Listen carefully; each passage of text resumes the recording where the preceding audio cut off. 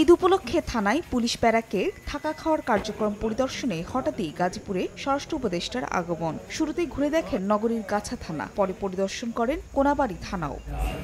পরিদর্শন শেষে বিভিন্ন বিষয়ে গণমাধ্যমে কথা বলেন উপদেষ্টা। এই সময় জুলাই গণহত্যা মামলার বিষয়ে জানান, আসামির নাম বেশি থাকায় তদন্তে বিঘ্ন ঘটছে। বলেন, পুলিশের কেউ মামলা বাণিজ্যে জড়ালে বাড়ি পাঠিয়ে দেওয়া হবে।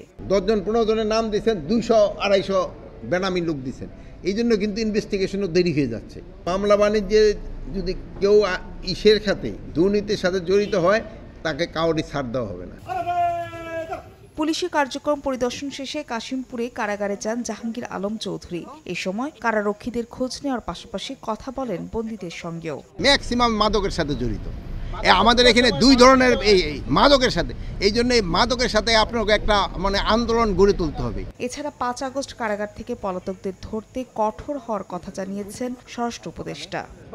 সময় সংবাদ, গাজীপুর।